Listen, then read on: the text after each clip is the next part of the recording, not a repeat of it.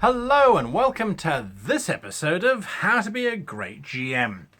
Well, as promised in our teaser, which is going out on the various other social media channels, and if you haven't seen them, then that means you're not part of our Facebook group, and I suggest you head along and go and join that so you can see what's coming up next week and make comments and suggestions there as well as here on the channel. So today we are, of course, looking at alternative universes, alternative dimensions. Now, this is a particular type of adventure that you can send your players on. Generally speaking, it's a once-off within a bigger campaign. So it's not going to be an entire campaign unless that's what it's about, in which case it's very similar to the time travel video that I did a couple weeks ago, insofar as you're changing the location all the time and your players are experiencing slightly different variants and variations and versions as they go through the different spaces. But alternative dimensions, alternative universes have a whole lot of information that comes with them that we have to follow. We have to make sure that we as game masters comply with. Otherwise, our players are going to feel very, very, very disenfranchised. They're going to feel as if the opportunity was there, but that it wasn't taken. So these are my 6 points or notes on how to make sure that when you're running an alternative dimension, alternative universe type of game, you get the most out of it. Now, the first thing that we need to look at is we need to understand what is it that our players expect. Now, alternative universes, universi, multiple universes, alternative universes pop up primarily in science fiction, but we have them in modern day dramas where it tends towards science fiction. There are, of course, a fantastical version as well that come out every now and again where fantasy people move into an alternative dimension here and there. But generally speaking, it's in a science fiction setting. You can, of course, set it in any type of setting that you like because, well, you're the boss. Now, so what we expect is that we expect to encounter ourselves. And that's the biggest thing about an alternative universe that we expect. And the reason for it is because that's what we've been taught to expect. That's what we've been taught will happen. And we expect those alternative universe selves to be different from how we are.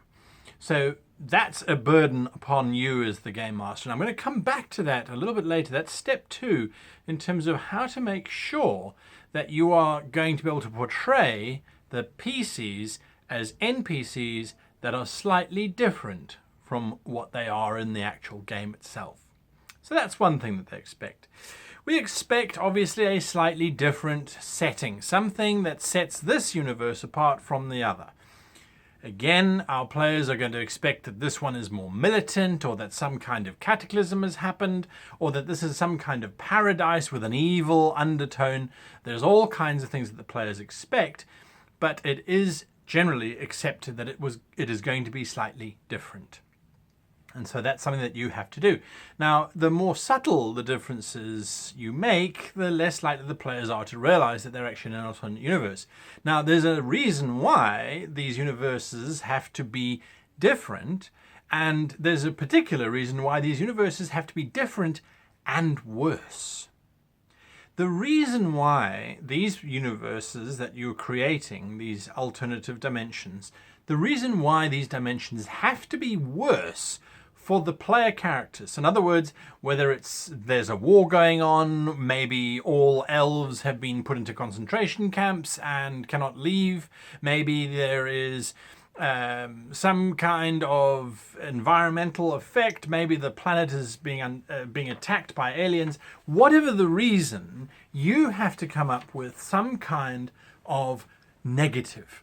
And the reason for that is that you want the players to want to get their characters home. If the alternative dimension or the alternative universe that you sent them through to is nice, well, why should they bother going back?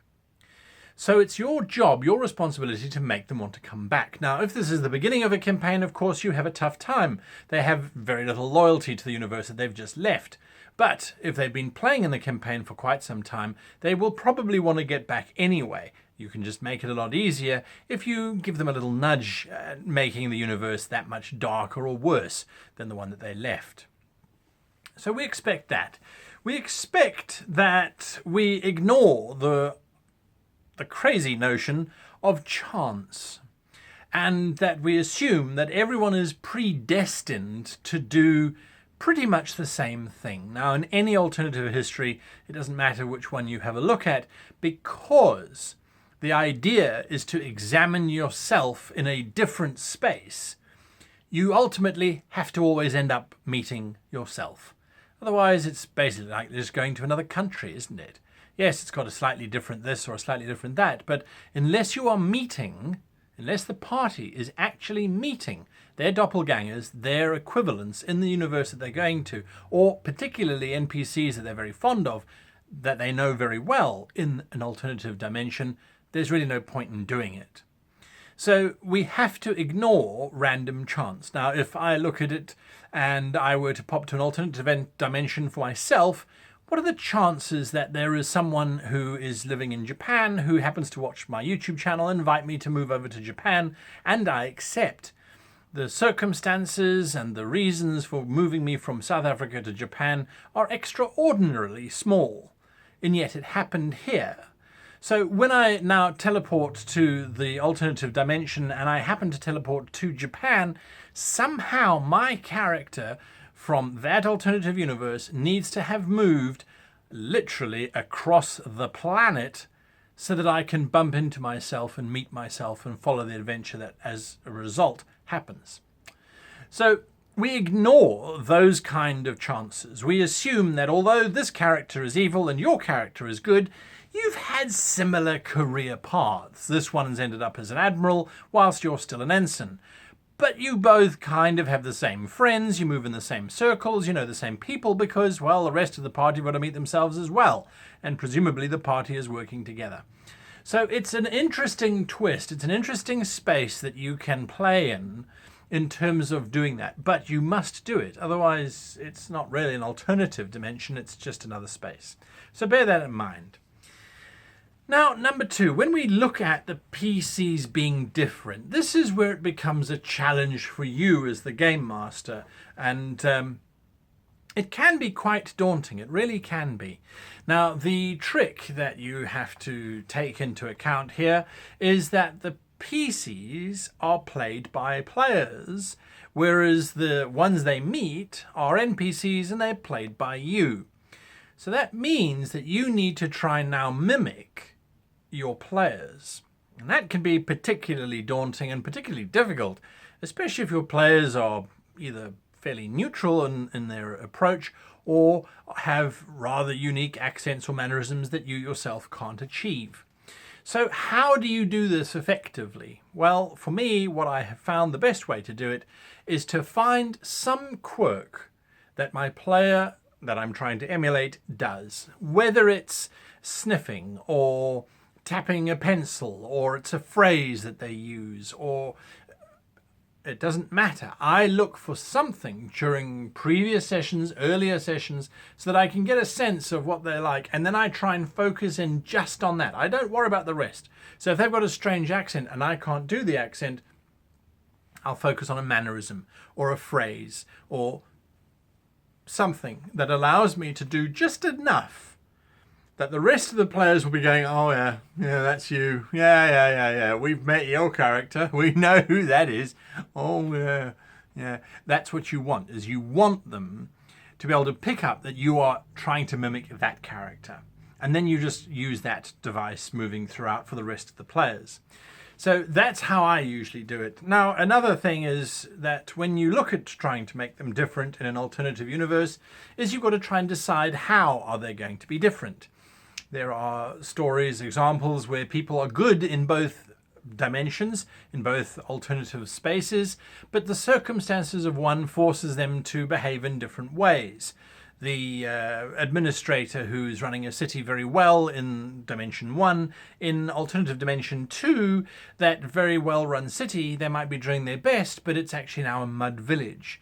And instead of wearing a business suit, they're now wearing a loincloth with heavy fur because they never advanced out of the Stone Age.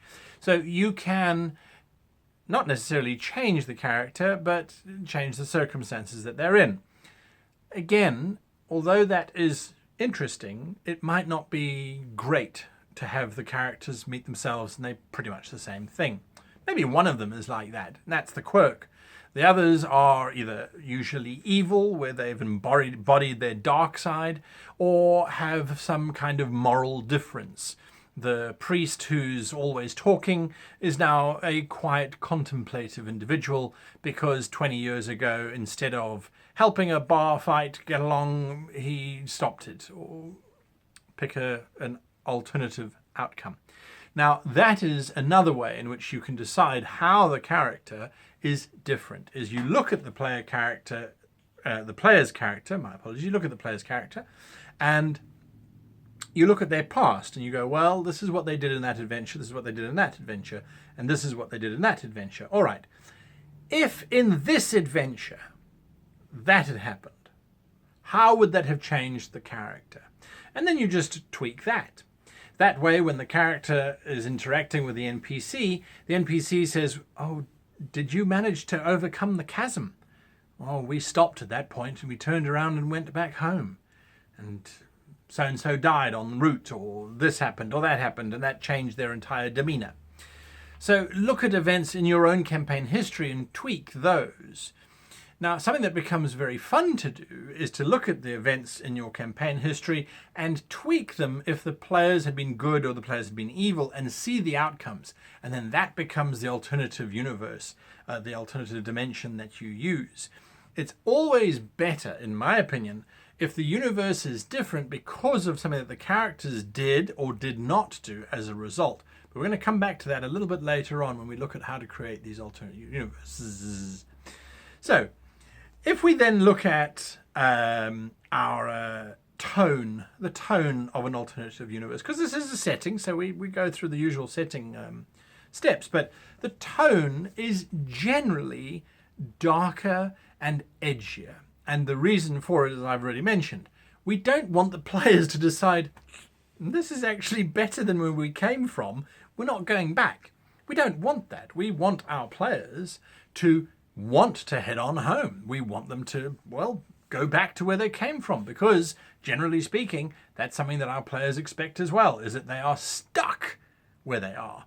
And they got there by accident or by chance, and we're going to come to that also a little bit later on. So there's a lot coming up, so hang in there. Now, the tone is generally set by what causes the difference.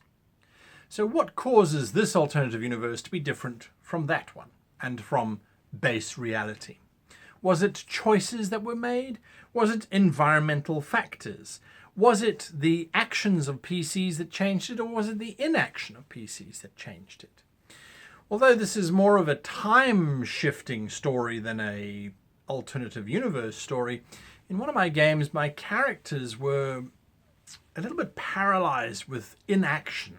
They would see a situation, they wouldn't know what's happening, or they would know what's happening, but they wouldn't know what to do. And that's more from the character perspective. They were paralyzed with, do I save that person, or do I let that happen? Do I do this? Do I do that? And ultimately the result was that the event occurred and they hadn't done anything, and it was too late to do anything. So what I wanted to do was I wanted to encourage the players to do certain actions and to not do other actions, to not act rashly, but to think about their actions. And I had them project in this pool where they suddenly saw themselves in 5 years' time and what had become of them. So they were seeing an alternative version of themselves, which because of an action had led to their character becoming X, Y, and Z. That worked really well. Several of the players took that as a sign of what not to do, and they corrected and changed their behavior, and can I say it was for the better. It was a very good change that they went through, and I think it made the adventure that much better. So that was a mini alternative dimension, alternative universe view to give my players a little bit of perspective on how they were playing the game. Now, number 4, things to avoid. Now, the challenge with an alternative universe is that you want to throw everything in to the alternative dimension at once. You have lots of alternative dimensions. There's no mandate on how many alternatives there are. If you look at one of the theories, we have the trousers of time, which every time there's a decision, it splits, it bifurcates or trifurcates or turns into 50 different options or whatever it is, depending on whether the snail goes left or right just before it hits that clover leaf to eat. So you have all of these alternative universes running in parallel, and your people can move between them, as many of them as you need. So don't overwhelm the players by changing too much stuff. Change one significant thing, and then obviously you change the characters themselves, and then the rest you keep the same. It's the familiarity that will show up the difference. If everything is different, well, again, you might as well just be in a different country rather than in an alternative dimension. Now, another thing that's important to bear in mind is that everything doesn't have to be evil just for evil's sake. And the players, their characters, don't have to all be evil. One can be evil, one can be neutral, one can be good if you want to go with alignment sort of idea. Morally, they can be the same, they can be opposite.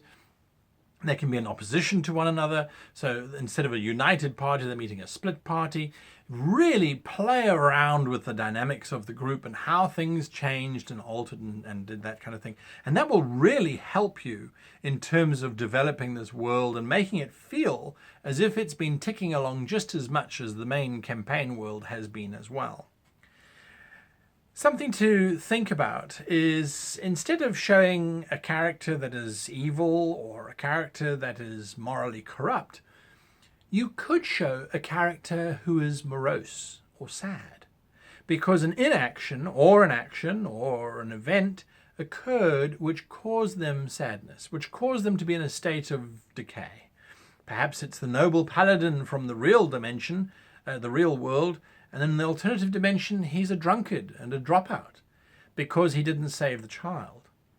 Now, your character, your players' characters, change from being antagonistic towards the evil character or working with themselves to being someone who wants to help themselves. And ultimately, that engenders, that embodies the idea of an alternative universe where we get this space that's as breathing and living as the one that they're in. So think about it.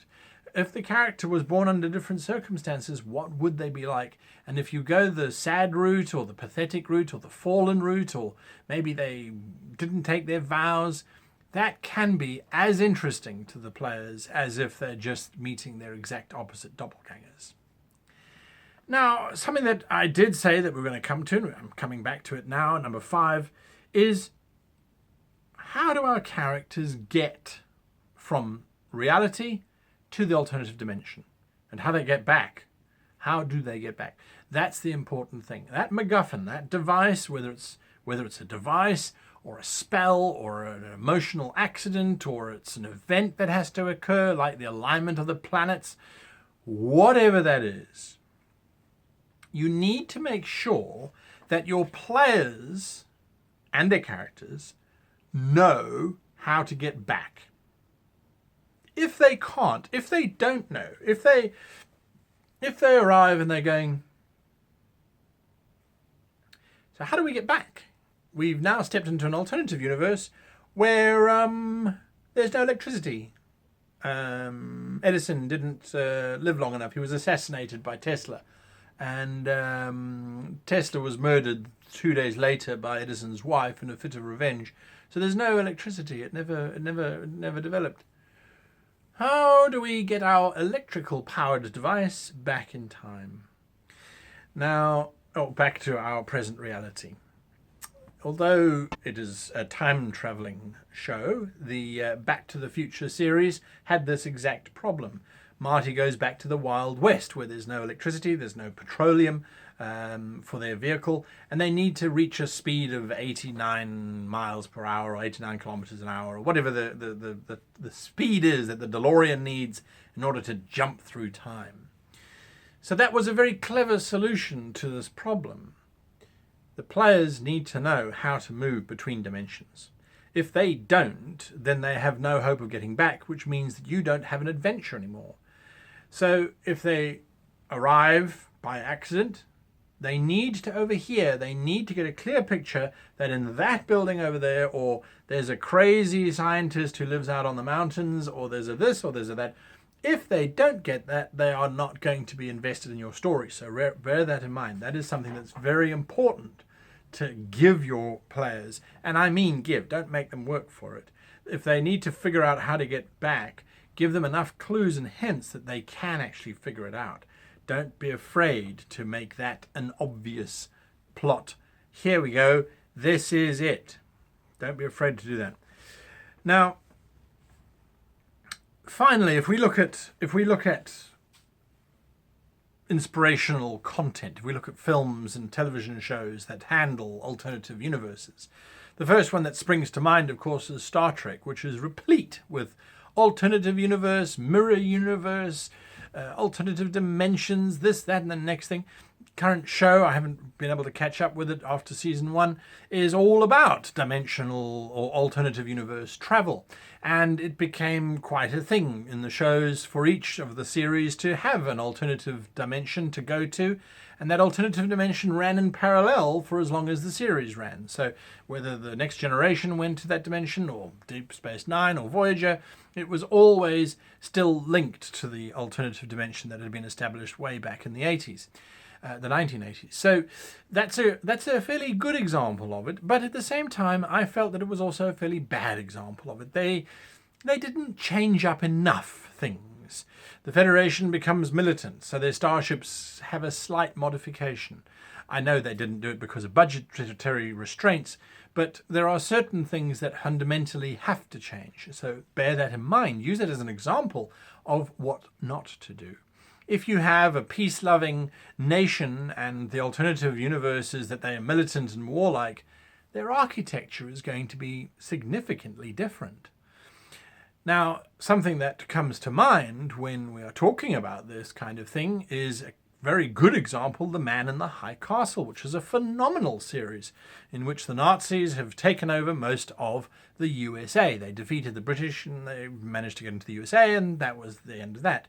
So the story follows the lives of the people that are in this world. But it is established that it is an alternative world, or from their perspective, they're the real world, and there's an alternative world that runs parallel to it. Now, what does that mean, and how do they get across, and all those kind of wonderful things? It hasn't been answered, at least not as far as I know. Season 3 isn't out yet. There is an example of where they've changed up certain things. It's the 1950s, and yet technology hasn't moved as far forward as it had by our standards, by our real world standards. So there's a good example. We've got there's a show called Sliders, which was done in the 90s, where they were sliding between dimensions, between parallel worlds, and discovering the changes and difficulties that they had there too. Then if you look at another option, something that may not necessarily present itself immediately as an alternative universe, is the Harry Potter series. Harry Potter and his companions have to step through that magical 9 3/4 platform at the train station to get to their magical world, and they have to transition between reality and this fake space. So it's almost an alternative dimension where magic works and all these amazing creatures still exist, and then you've got real world which they have to return to from time to time. The Chronicles of Narnia is a similar kind of idea, but again, we've got the situation where reality, in Harry Potter's case, is definitely the darker side. Even though you've got all these horrid things running around and Lord Voldemort running around, that doesn't really matter. It's a happier, brighter place because you've got magic. So why go back to it is the real question that I don't think was ever successfully answered. And then, of course, later on with Fantastic Beasts, it was totally ignored. They just broke barriers and all that kind of stuff. Although maybe I'm getting it wrong. I'm not a big Harry Potter fan. So that is, in a nutshell, I think, how one can use alternative dimensions. And I think they're very good to use as a prompt, as a poke, as just a bit of fun. Maybe someone doesn't turn up for a session, so you run an alternate dimension game where it's the same characters, but this is different and that's different. That's also an option to explore. Until next time, I hope you enjoyed the show. So hit the like button if you did. Hit the subscribe button if you haven't yet joined us. Find us on Facebook. We're there, and there's a community that's growing there. We're on Instagram. We're on Twitter. We're just everywhere. And the more people that participate and join in, the bigger the community, the happier the community, and the more options and alternatives we get and gather to learn how to play our remarkable game. Until next time, wish you and yours the happiest gaming.